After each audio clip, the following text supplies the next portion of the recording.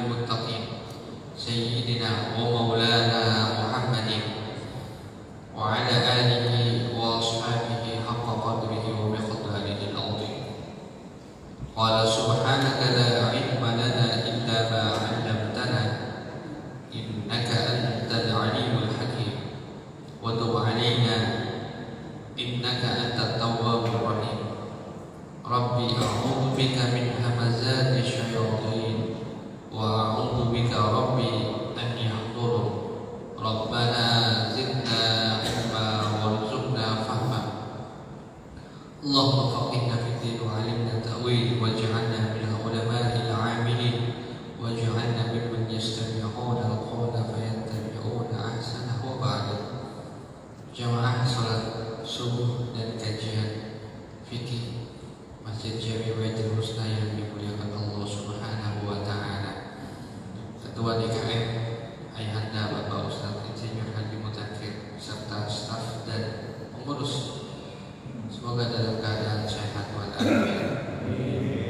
Bapak dan Ibu yang hadir di tempat ini, mudah-mudahan yang hadir di tengah-tengah ini, di tengah-tengah kita ini, Allah Subhanahu wa taala kabulkan segala hajatnya.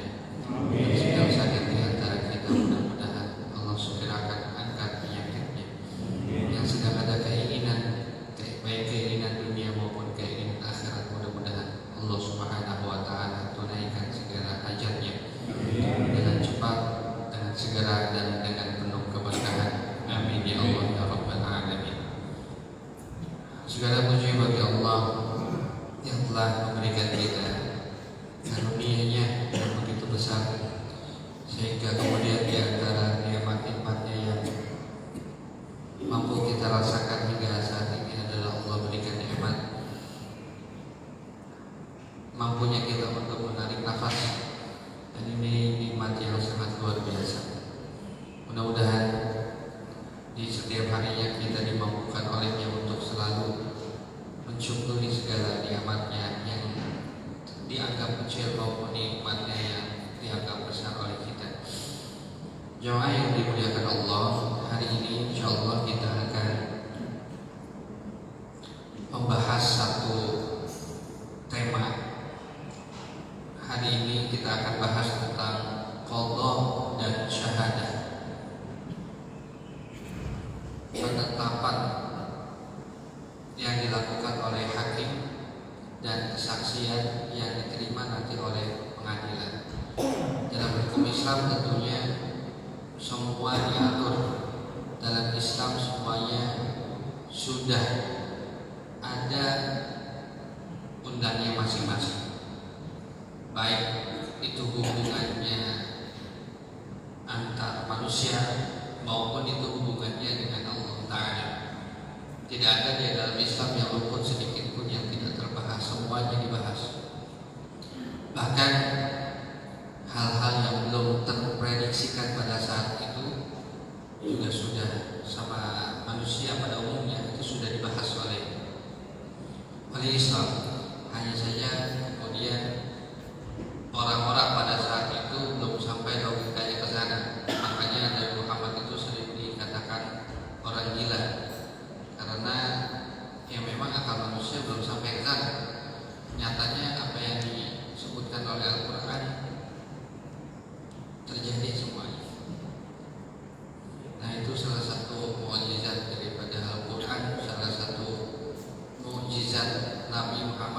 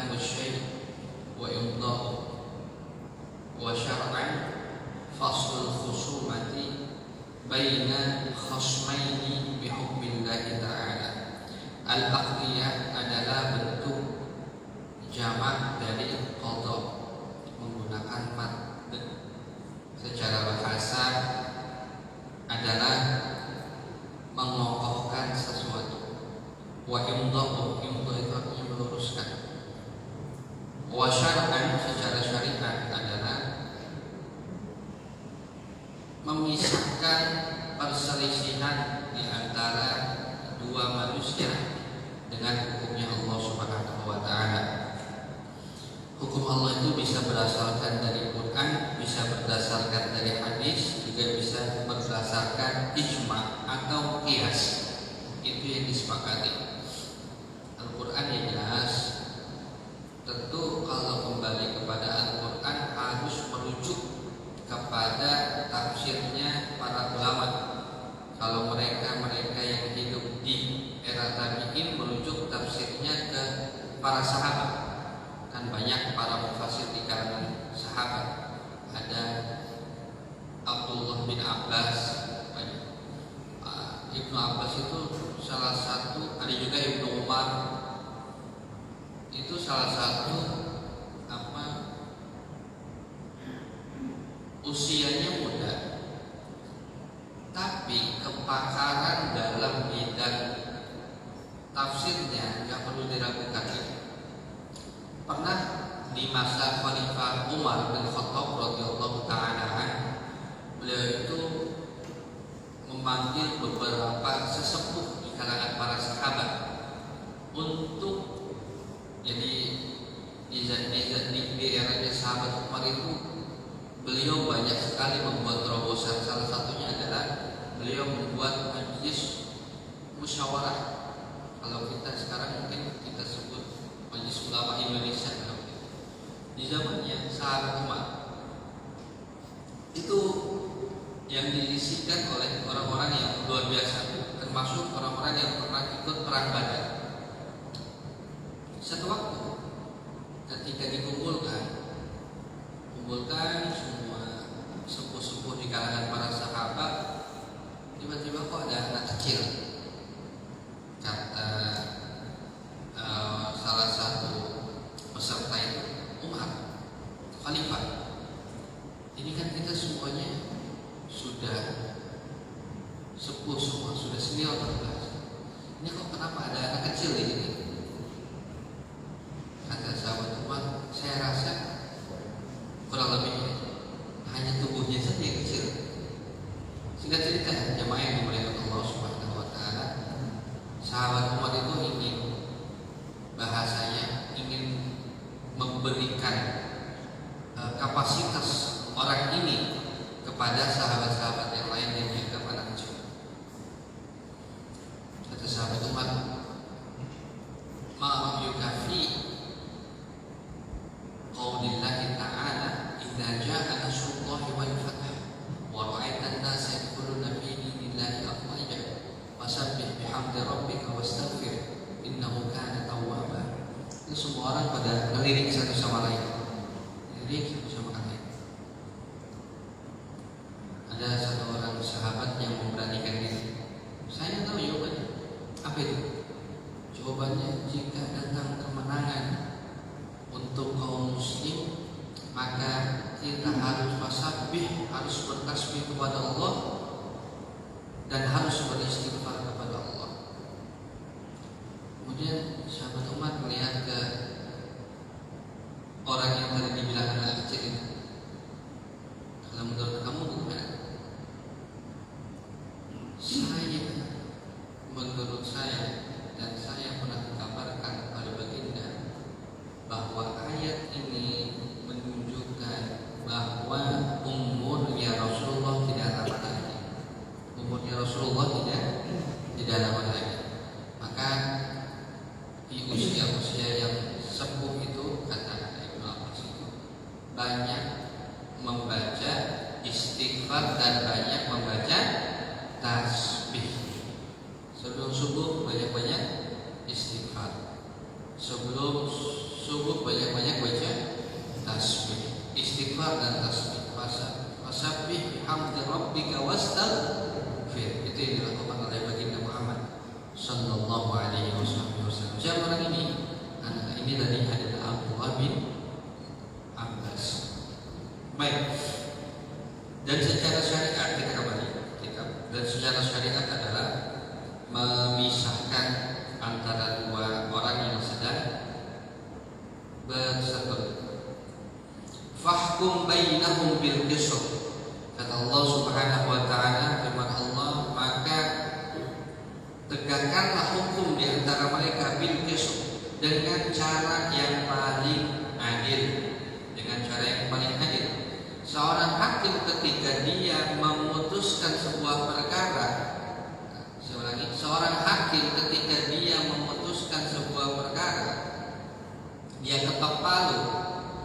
Kalau benar dia dapat 2 pahala.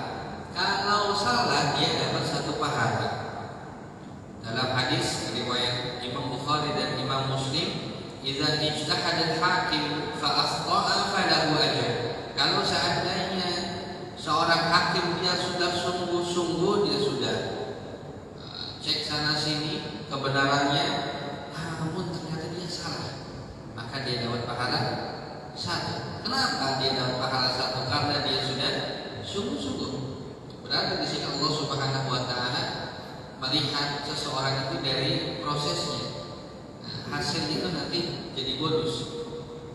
Kemudian kalau seandainya wa in asaba falahu ajran, kalau seandainya orang ini benar, seorang hakim ini benar memutuskan sebuah perkara, maka dia mendapatkan 2 pahala. Ajrun 'ala ijtihadihi wa ajrun 'ala isabatihi. Pahala yang pertama karena dia sudah ijtihad, sudah bersungguh-sungguh, sudah cari sana sini. Pahala yang kedua karena dia melakukan kebenaran. Karena sejatinya kebenaran mutlak milik Allah Subhanahu wa taala. Dalam riwayat Imam Hakim dalam kitab Mustadraknya malah bukan cuma 2 pahala, dia dapat asyarah ajr. Ujar apa? Dia mendapatkan 10 pahala. Tentu dengan syarat bahwa hakim ini alim, 2 adil, 3 jujur. Ini kemudian sudah jarang kita temukan. Nanti di bab syahadah itu kita akan mendengarkan bapak-bapak semuanya. Bab syahadah itu salah satu bab yang sakral.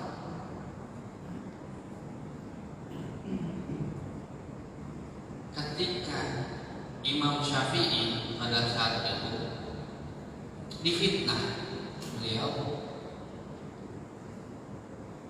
disuruh untuk bersumpah atas nama Allah. Kalau kamu tidak seperti yang dituduhkan, sumpah atas nama Allah, kamu tidak melakukan itu. Ternyata Imam Syafi'i tidak mau sumpah. Beliau rela untuk masuk penjara ketimbang bersumpah atas nama Allah. Apa kata Imam Syafi'i? Saya kalau mengucap sumpah membawa nama Allah untuk menyelamatkan diri saya, rasanya saya itu nggak sopan, nggak beradab begitu. Jadi sumpah itu punya derajat yang sangat tinggi, bapak-bapak dan ibu-ibu semuanya. Sumpah itu nggak boleh diucapkan kalau bukan dalam keadaan yang terdesak. Ulangi, sumpah itu tidak boleh diucapkan kecuali dalam keadaan terdesak dan diminta. Kalau anak-anak kan, tadi kan saya ketemu sama bu guru di jalan, demi Allah dia saya ketemu, nggak diminta tapi mengucapkan pakai nama demi, itu kan boleh. Itu nantinya akan meremehkan sumpah. Kalau dulu itu gitu, orang tuh disumpah udah gemeter, pengen disumpah itu gemeter, karena langsung berhadapan dengan asmanya Allah. Kan asmanya Allah itu kan banyak, ada Rahman Rahim ila akhirih, dan yang paling agung adalah Ismul Jalalah, Allah, nama Allah. Maka ketika kalau Al-Quran menyebutnya wajilat qulubuhum, kalau disebutkan nama Allah Subhanahu wa taala, hatinya itu tergetar. Itu mungkin saja nanti itu akan kita bahas dan akan kita temukan di bab syahadah. Wasyahadat jam'u syahadatin masdar syahidah min asyhud bi ma'na al-hudur, dan persaksian itu merupakan salah satu bentuk jamak dari syahadah. Masdarnya syahidah diambil daripada syuhud yang artinya hadir. Baik. Jadi orang bersaksi itu berarti orang tersebut hadir, orang tersebut ada, namanya syahadah. Kalau orang mendapatkan sertifikat bahasa Arabnya syahadah, sertifikat itu artinya bahasa Arabnya syahadah, yaitu hadir, orang tersebut ya hadir. Ijazah juga disebut dengan syahadah. Kenapa? Karena siswa tersebut ada hadir di dalam kelas.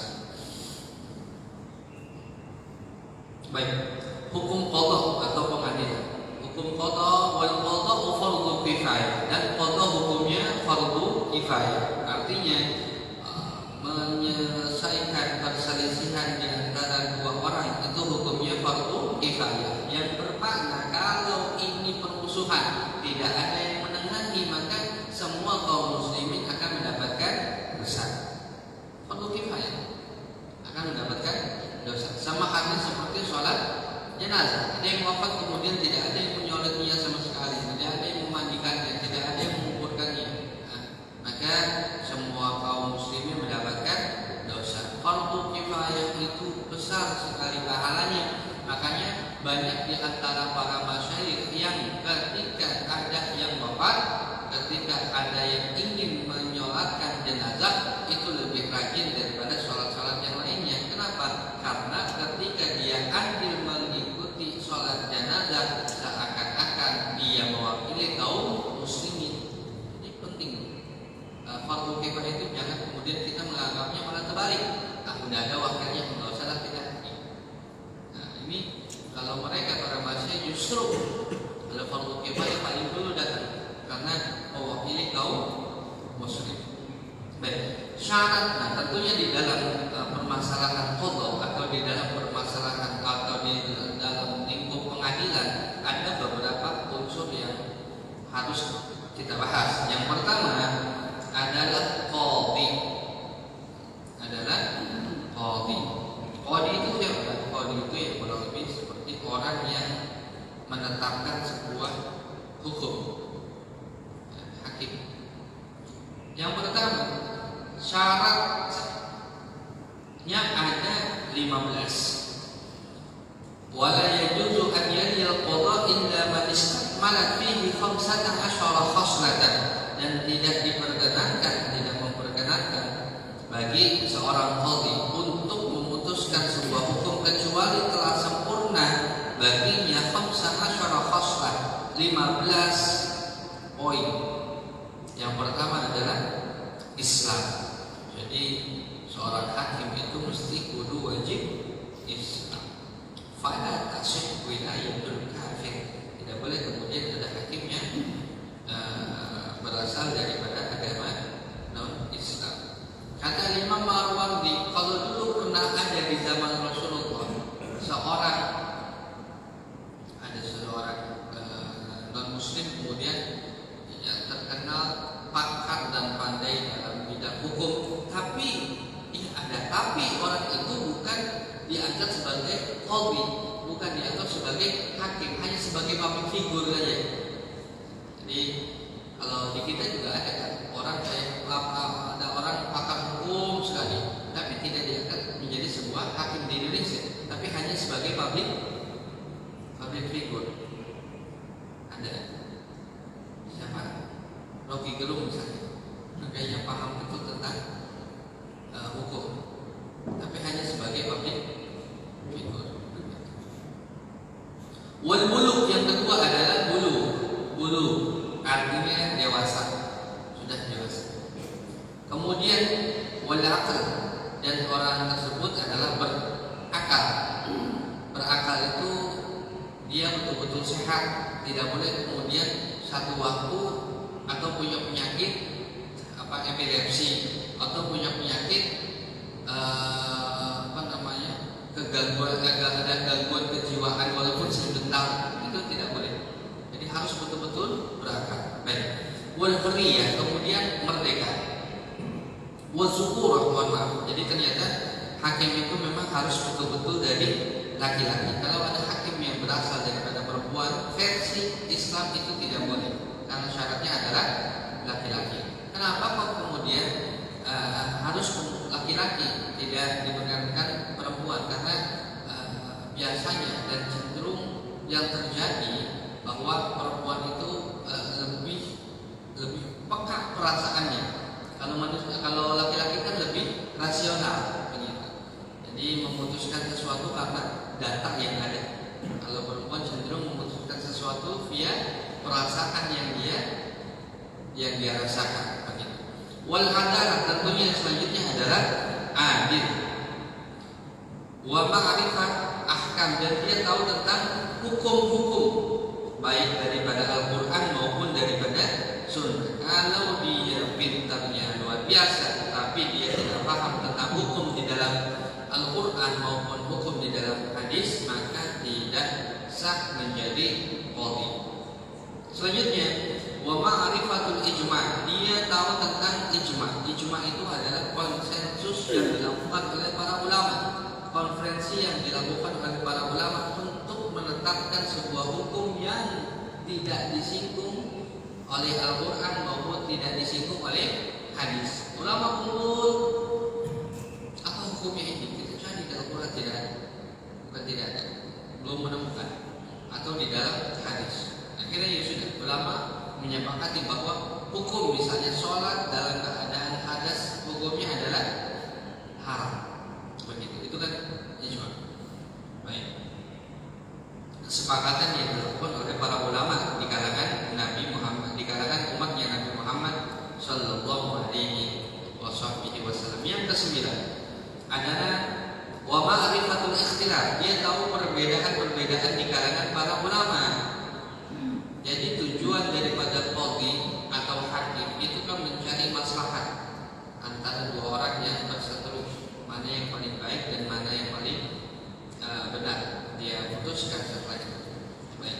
Harus tahu perbedaan antara ulama. Berarti di sini dia mesti tahu muqaranatul mazahib, kurang lebih dia harus tahu tentang perbandingan mazhab, tahu muqaranatul ara, perbandingan pandangan di antara para ulama.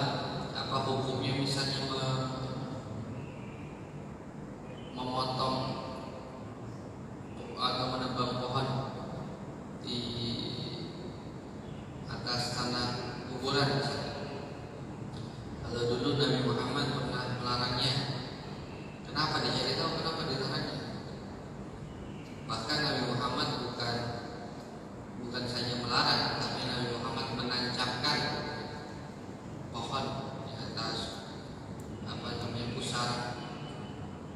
Nah, itu dicari. Kemudian ternyata pepohonan itu bertasbih, berzikir kepada Allah Subhanahu Wa Taala, dan tasbihnya pohon itu ya untuk yang ditumbuhi. Itu dicari. Wa ma'rifatu turuq al-ijtihad, dan mengetahui tata cara berijtihad. Atau cara ijtihad itu bagaimana caranya, langkah-langkahnya yang harus dilakukan apa saja, itu penting. Kemudian yang selanjutnya adalah mengetahui bagian daripada bahasa Arab. Karena yang dikaji adalah perkataan para ulama dalam menafsirkan Al-Quran ataupun mensyarahi hadis, otomatis pasti tafsirnya atau syaratnya menggunakan bahasa Arab. Maka dia juga harus bisa dalam menggunakan bahasa Arab. Baik, yang ke-12 yaitu wa an yakuna sami'an, dia harus mendengar, dia nggak boleh tuli. Jadi seorang hakim atau qadhi itu harus bisa mendengar, nggak boleh tuli. Ustaz, kalau budek boleh. Kalau budek kalau ngomong di kupingnya itu boleh nggak? Boleh. Yang penting masih bisa mendengar. Kalau udah tuli itu sudah nggak boleh. Wa an yakuna basiran, dan dia harus bisa melihat. Kalau nggak bisa melihat maka nggak boleh. Kenapa? Karena Rasulullah SAW itu pernah terjadi satu tragedi namanya Ibnu Ummi Maktum itu kan dia itu kafaf ya, dia bisa melihat. Yang dijadikan hakim sama Rasulullah tidak diperkenankan. Tapi kalau sholat boleh. Kalau sholat boleh. Orang yang buta mimpi sholat boleh. Kalau jadi hakim ya nggak boleh.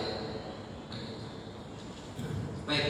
Wa an yakuna katiban, dia harus bisa nulis. Kalau sekarang ya harus bisa mengoperasikan Microsoft Word gitu ya, kalau lebih. Harus bisa tulis ya, sesuai dengan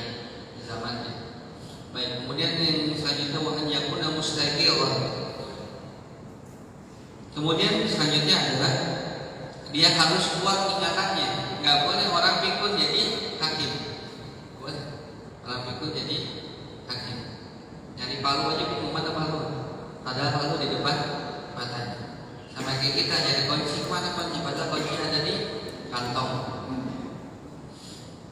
Wa yustahabbu an yajlisa fi wasatil balad. Nah, seorang hakim atau seorang qadhi itu nggak boleh dia tinggalnya di kampung, Pak.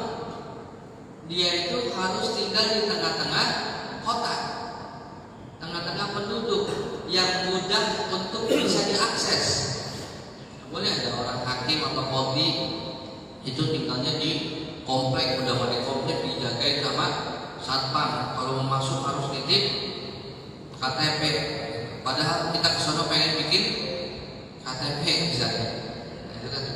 Jadi seorang hakim itu harus tinggal di tengah-tengah masyarakat. Gak boleh paling ujung kanan, gak boleh paling ujung kiri. Harus fi wasafil balad. Begitu. Yang kemudian memungkinkan orang-orang untuk datang dengan mudah. Itu sunahnya. Wala hijab lahu, tidak boleh ada penghalang. Baik itu rumahnya itu nggak boleh ada penghalang. Jadi maksudnya nggak ada penghalang itu nggak ada penjaga. Harus plong aja begitu. Orang siapa saja bisa bertanya, bisa konsultasi tentang hukum itu. Kalau ada satpamnya itu tidak disarankan. Wala yaqudu lil qada'i fil masjid, dan orang tersebut tidak boleh memperbincangkan sebuah permasalahan duniawi begitu ya, antara dua orang yang berseteru di masjid. Nggak boleh. Di masjid itu nggak boleh. Kalau ada orang misalnya lagi konflik, entah dalam hal waris, entah dalam hal apapun itu, jangan di masjid. Harus di luar masjid untuk menjaga kesucian masjid daripada hal-hal yang sifatnya duniawi.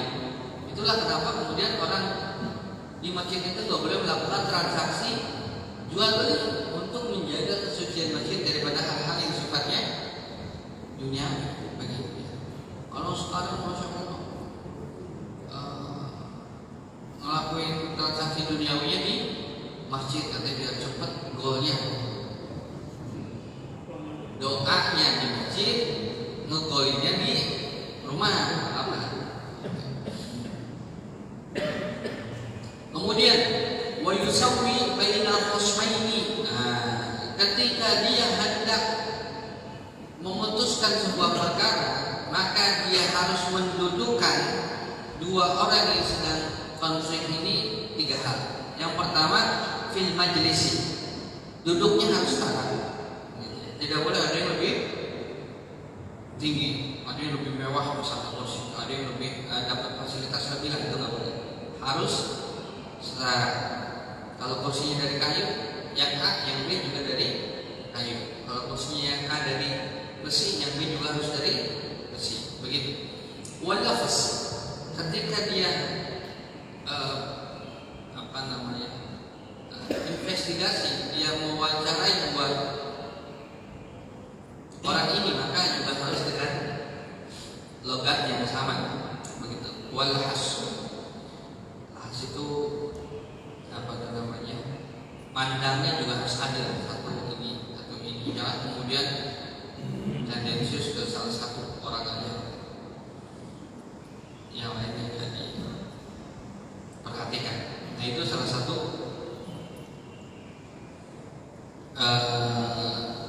etika, di antara etika seorang hakim.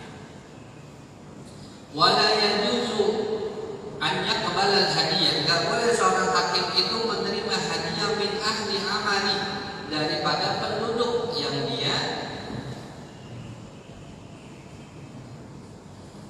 tanggung jawabnya ada di bawah dia. Misalnya dia hakim di daerah Jabodetabek, maka dia tidak boleh menerima hadiah daripada penduduk Jabodetabek. Nah, lain cerita kalau misalnya ada orang Madura, kasih dia hadiah, nggak masalah, karena nggak ada urusannya sama orang Madura. Karena yang dia putuskan itu ya warga Jabodetabek. Nah, kalau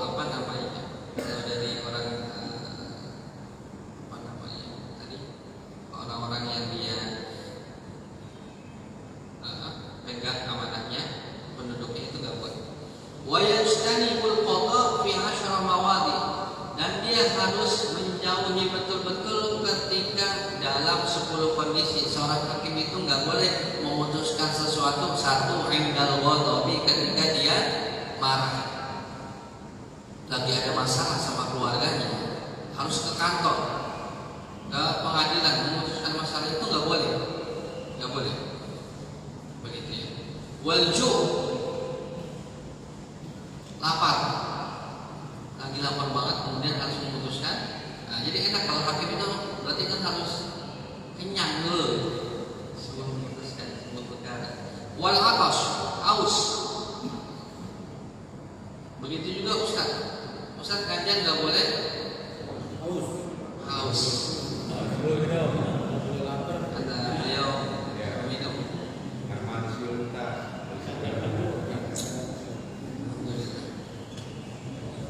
Nggak boleh juga haus. Nggak boleh. Lanjut. Nggak boleh dalam keadaan sedih. Nggak boleh galau. Harus betul-betul dalam kondisi fit. Wal farah, nggak boleh juga senangnya berlebihan. Ketat. Wahid dan marah. Dan ketika sakit, dia juga harus digantikan dengan kawan. Jadi ketika ada hakim sakit, nggak boleh dia ikut memutuskan perkara. Wahid dan nu'as, ngantuk. Ketika ngantuk, seorang hakim nggak boleh untuk tidur. Kasihan banget. Lali boleh. Ngantuk boleh. Yang penting jangan ustadznya yang ngantuk. Kalau ustadznya ngantuk apa jadinya jemaah? Berubah. Sampai mana tadi? Ngantuk. Wasyiddatil har wal barad. Nih, enak banget. Hakim itu nggak boleh tinggal di tempat yang terlalu panas, nggak boleh juga tinggal di tempat yang terlalu dingin. Jadi memang betul-betul diperhatikan betul seorang hakim itu begitu. Jadi harus yang memang karena memutuskan sebuah perkara itu berat.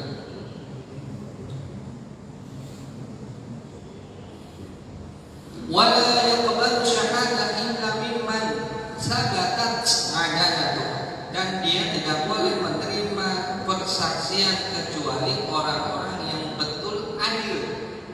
Kalau ini orang terkenal bohong, nggak boleh ambil kesaksiannya dari orang ini, nggak boleh. Kalau ada orang bersaksi, penduduk kampung nggak tahu, kamu tahu ini siapa? Nggak tahu. Kamu tahu? Nggak tahu. Kamu nggak tahu. Nggak boleh diterima. Kenapa? Karena kita nggak tahu dia benar apa enggak. Dia takutnya dia kembali dan terus jadi. Saksi itu harus dari orang yang terkenal, integritas.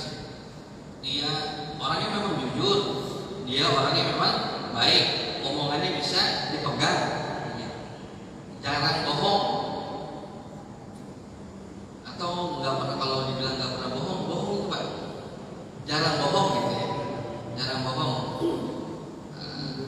Yang model begini boleh dijadikan saksi, tapi kalau orang yang terkenal suka berbohong nggak boleh dijadikan saksi, dan seorang hakim itu harus tahu.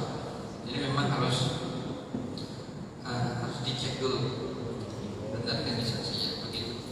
Wala yaqbalu syahadata ana uduwihi, nggak boleh menerima saksi daripada ternyata kan yang sedang berseteru dua orang, dia ambil saksi ternyata ada satu saksi itu yang lagi musuhan sama si A, itu nggak boleh, takutnya tidak objektif begitu. Wala waladin liwalidihi, dan tidak boleh mengambil saksinya anaknya, nggak boleh, dan nggak boleh. Ini dulu pernah ada kisah, saya lupa ini antara Sayyidina Ali dengan Sayyidina Hasan atau Husain. Itulah minggu depan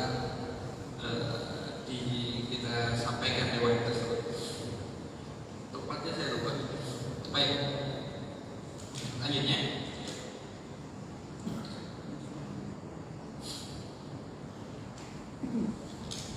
Tidak menerima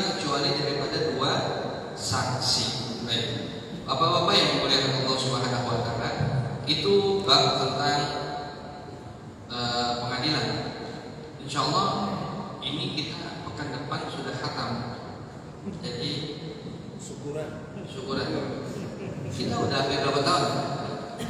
3 tahun kan ya? 3 tahun ya. Ini 2 kitab ini kan tebal banget ya.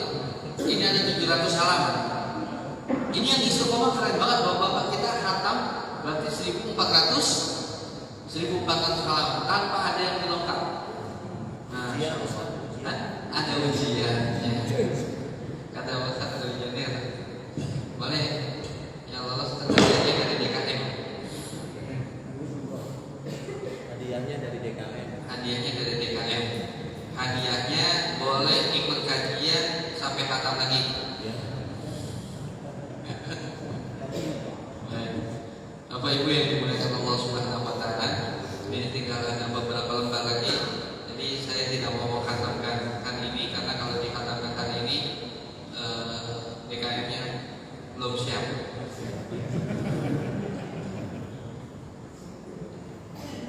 Jadi silakan kalau ada yang mau ditanyakan sambil nanti akan dibahas sedikit-sedikit buat silakan ada yang bertanya.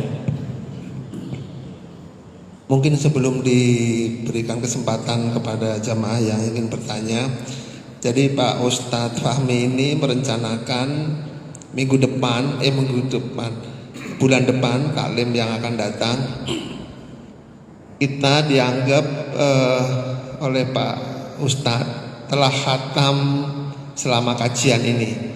Jadi Pak Ustadz Fahmi akan memberikan sertifikat kepada kita semuanya. Jadi mohon nanti pada minggu ketiga bulan Februari juga hadir untuk menerima sertifikat masing-masing dari Pak Ustadz yang dinyatakan sebagai peserta kajian fikih kitab Al-Baijuri yang selama ini sudah dilaksanakan oleh Pak Ustadz dan kita sebagai jamaahnya. Mudah-mudahan bapak-bapak sehat semuanya, juga ibu-ibu nanti pada pertemuan berikutnya bisa hadir semuanya. Mudah-mudahan Allah memberkahi kita semuanya. Itu sedikit informasi, silahkan kalau ada yang bertanya. Silakan ada yang bertanya Pak.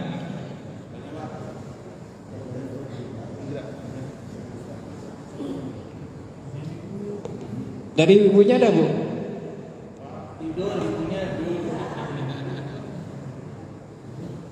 Assalamualaikum warahmatullahi wabarakatuh. Ustaz, saya ingin bertanya Ustaz terkait pengadilan ya. Kalau mungkin secara umum kita ini menganggap bahwa pengadilan itu ada di kejaksaan atau mahkamah ya. Mungkin menurut kitab Al-Baijuri ini di masyarakat itu apakah RT atau RW gitu ya. Secara pertanyaan berjawab Ustaz. Terima kasih Ustaz. Assalamualaikum warahmatullahi wabarakatuh. Waalaikumsalam warahmatullahi wabarakatuh. Kalau di masyarakat kita berarti kalau balat itu kota, sama aja berarti ya, kota. Jadi tapi nanti ada utusan dari hakim pusat itu ke setiap wilayah-wilayah. Jadi dari pengadilan itu punya cabang di setiap kecamatan, begitu ya. Ada cabang di setiap kecamatan yang ternyata apa ya kalau di kita ya model seperti penyuluh agama, Pak. Nah, kayak seperti penyuluh agama begitu lah kurang lebih gambarannya. Seperti penyuluh agama, kemudian dia datang ketika ada orang atau MUI itu ada sampai tingkat kelurahan atau kecamatan dong? Kecamatan. Nah, berarti lebih turun lagi. Itu biasanya begitu modelannya. Kalau yang memutuskan sesuatu itu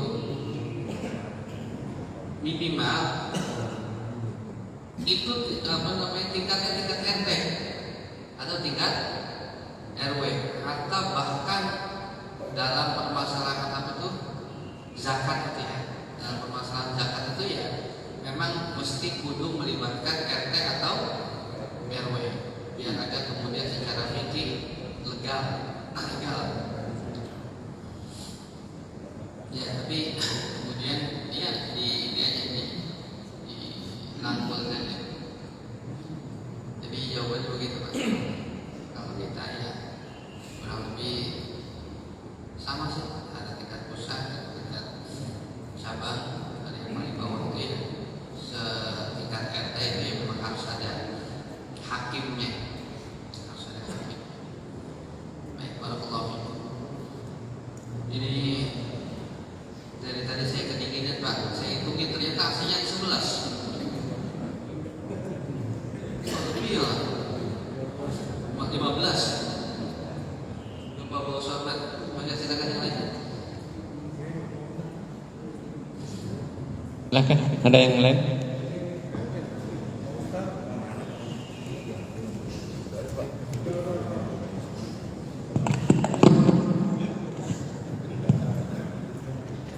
Makasih Kiai. Apakah kita umat Islam boleh memilih untuk memperkarakan di dalam institusi hukum di Indonesia? Yang pertama. Kemudian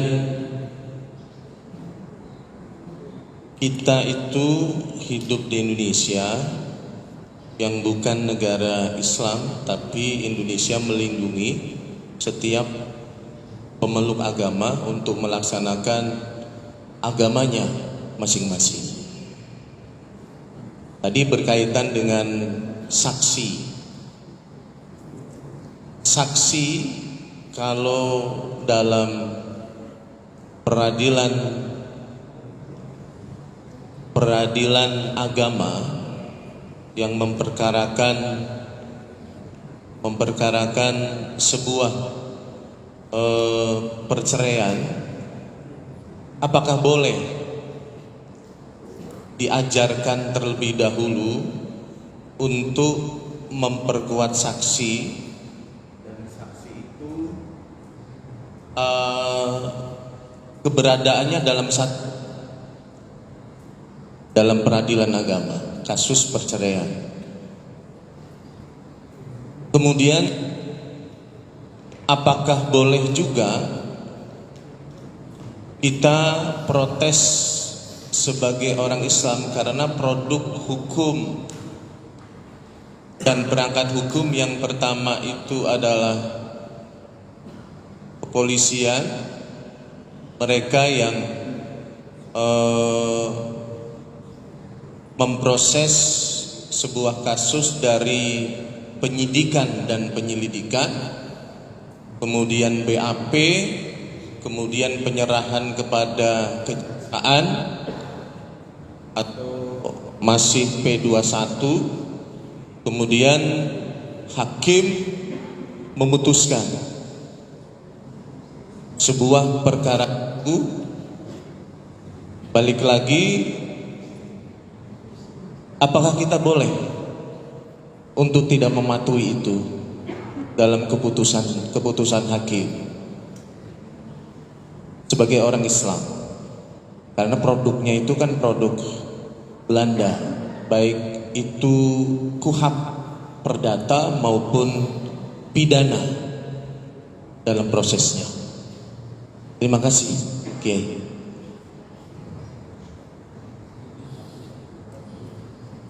Tiga pertanyaannya. Yang pertama, tidak boleh, kita nggak boleh. Kalau mengkritisi boleh, tapi untuk tidak menerima itu tidak boleh. Bahkan kalau di kita tuh ada kitab namanya Ahkamus Sultan, itu punya Imam Mawardi, itu supaya bicara tentang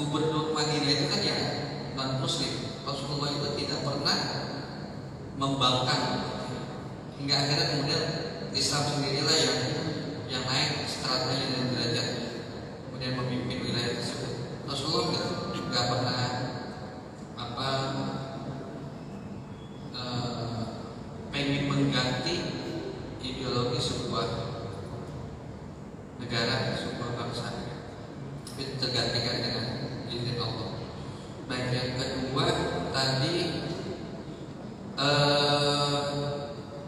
ketika ada sebuah perkara yang telah diputuskan oleh hakim, maka hukmul hakim itu ilzam.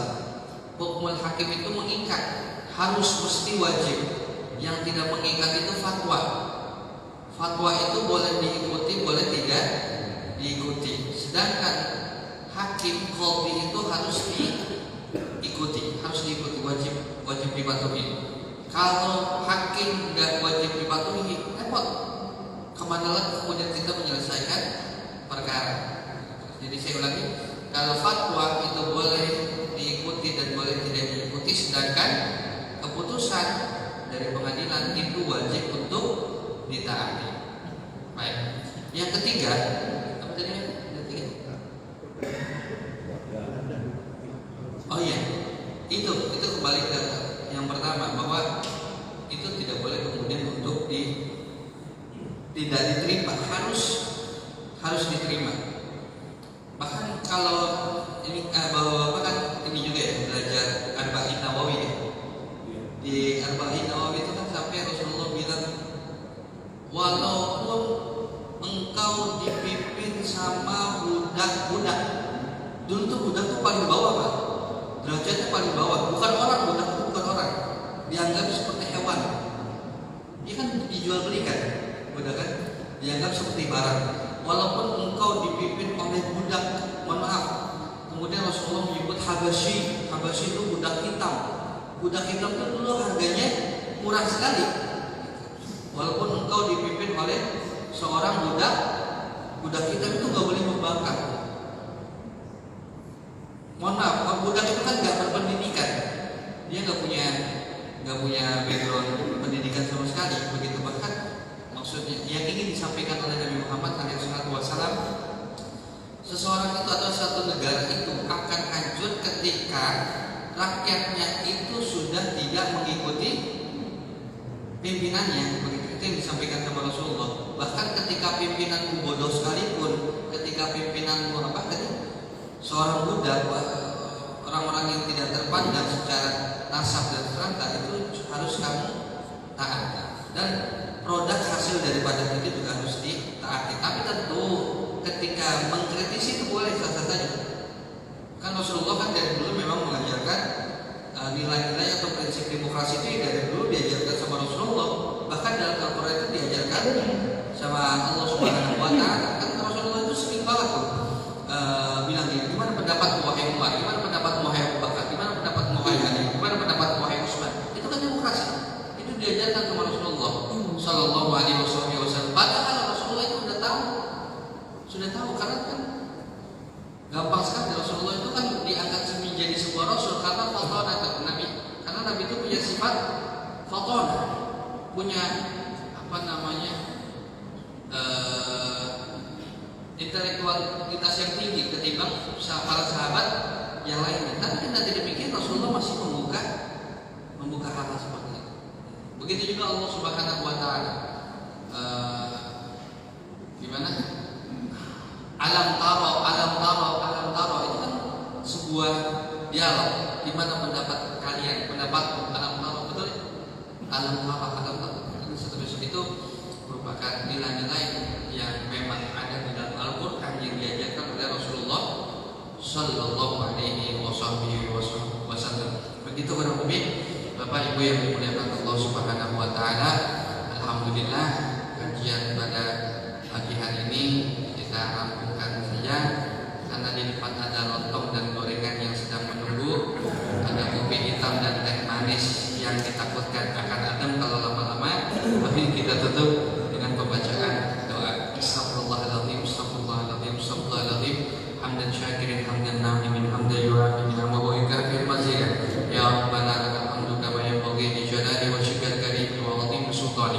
Allahumma ij'al jam'ana hadha jam'an marhuma wa tafarruqana min ba'dihi tafarruqan ma'suma wa la taj'al fina wa la minna syaqiyyan wa la mahruma wa la matruda ya arhamar rahimin. Rabbana anzilna munzalan mubarakan wa anta khairul munzilin. Rabbana atina fid dunya hasanah wa fil akhirati hasanah wa qina adzabannar. من فضلك سبحان ربك رب العزة عما يصفون وسلام على المرسلين والحمد لله رب العالمين. اللهم وفق الأقوام الطريق. والسلام عليكم ورحمة الله تعالى وبركاته.